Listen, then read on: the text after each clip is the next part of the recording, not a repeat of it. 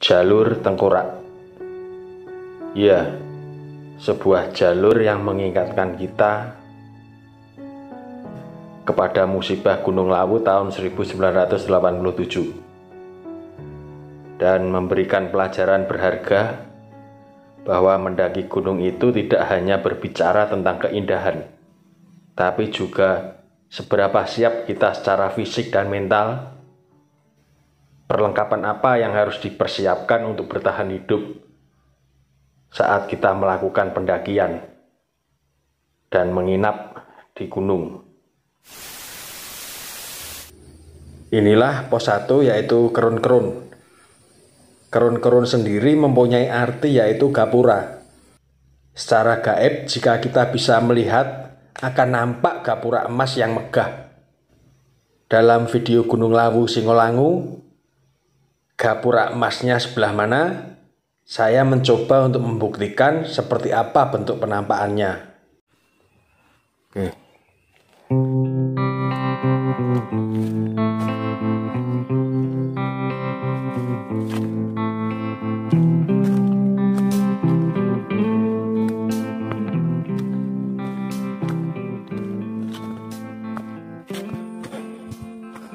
Ada 2 jalur. Petunjuknya mana ini petunjuknya?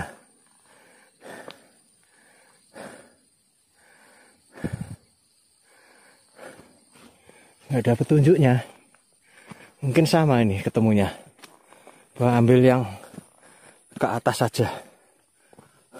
Meninggalkan pos 1, dalam beberapa menit kita akan memasuki zona berisik. Ya, sepanjang perjalanan kita akan disambut suara serangga yang bersautan. Benarkah ini suara garengpung?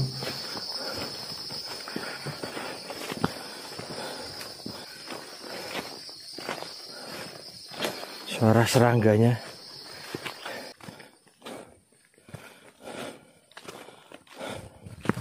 Jalur ada pipa.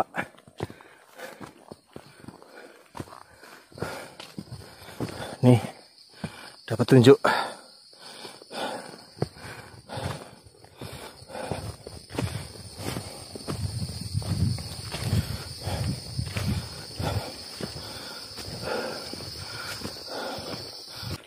Sepi, padahal malam minggu. Yang menurut saya hingga saat ini ya lumayan jalurnya. Lebat, terlindungi oleh pohon-pohon besar.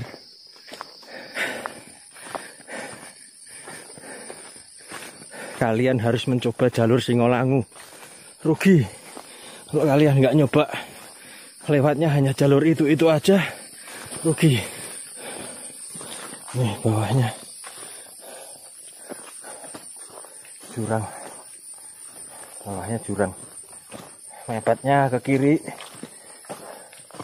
Tetap fokus.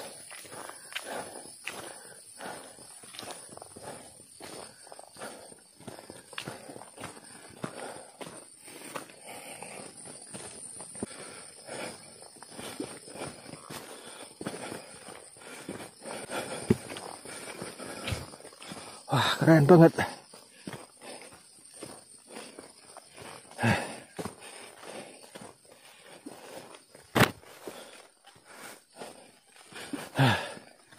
Ada di tengah-tengah kelebatan hutan.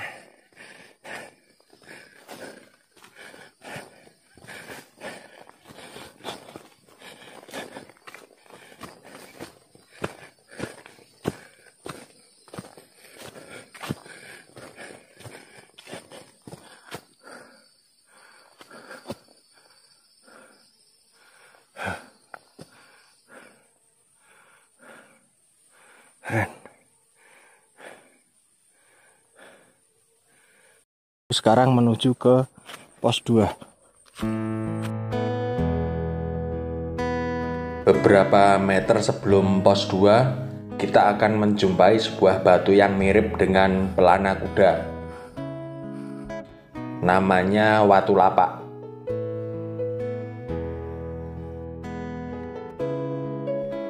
Konon mitosnya Watu Lapak dipercaya sebagai pelana kuda milik Prabu Brawijaya yang tertinggal.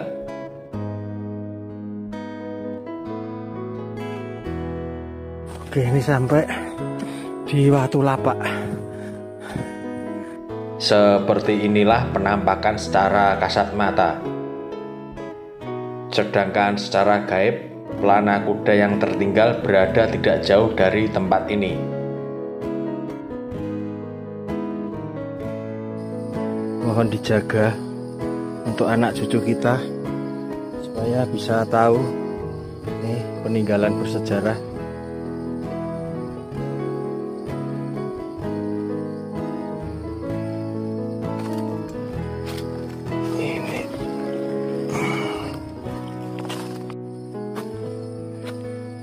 Ini seperti ini pemandangan di Watu Lapak.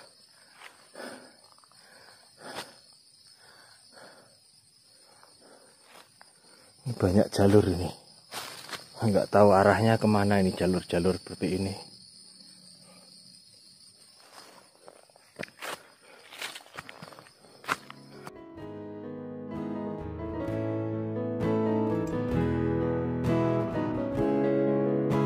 Istirahat dulu.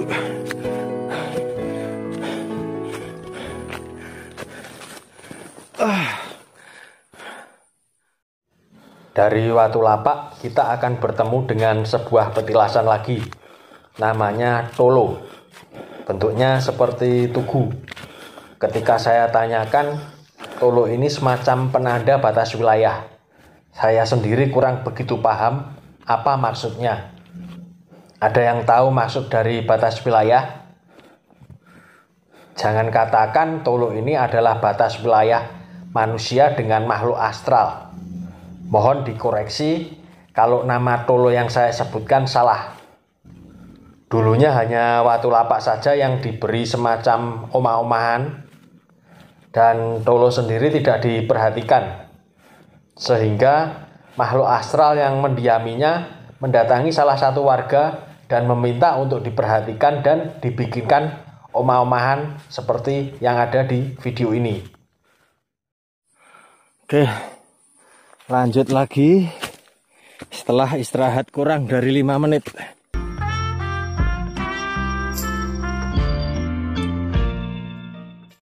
Ada kotoran apa ini? Ada kotoran binatang. Mencret. Mencret. Binatangnya lagi nggak enak body. I'm so tired.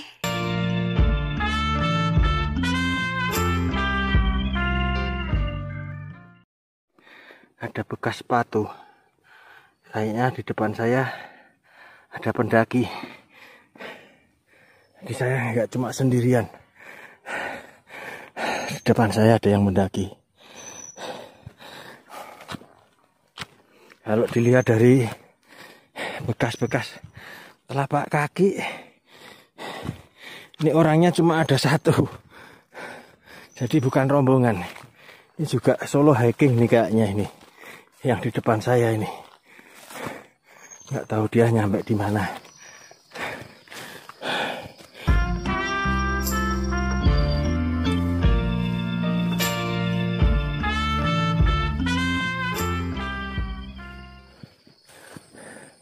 Nah nih, kelihatan nih bulat-bulat sol sepatunya. Sol sepatunya itu, injakan telapak kakinya kelihatan.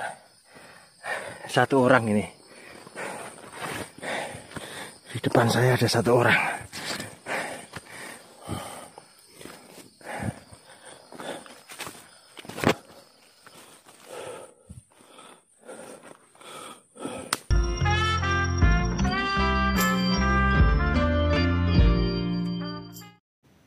Asem.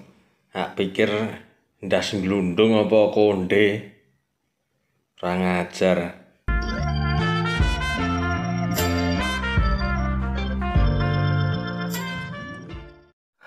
Apakah ini pos 2? Oke, kita tengok. Nih, benar ini pos 2. Kalau mau ngambil mata air 150 meter sumber air. Oke, istirahat dulu di pos 2. Ngemil-ngemil. Pos 2. Baru beberapa menit beristirahat di pos 2. Tiba-tiba air dari langit mulai jatuh dengan semena-mena. Maklumlah musim hujan. Sebenarnya tidak ada keinginan untuk berlama-lama di sini. Ada perasaan kurang nyaman. Atau jangan-jangan ada yang tidak beres. Sengaja saya disuruh berteduh sekian lama untuk dites secara mental. Karena saya paling takut dengan pos 2. Entah kenapa untuk Gunung Lawu, setiap pos 2 selalu menjadi momok yang menakutkan bagi saya. Dan lagi-lagi makhluk astral yang menjadikan kambing hitam. Kita yang takut, mereka yang dijadikan kambing hitam.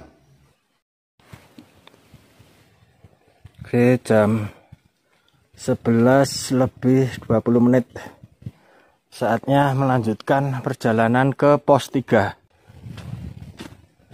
Cek barang. Oke, tidak ada yang tertinggal.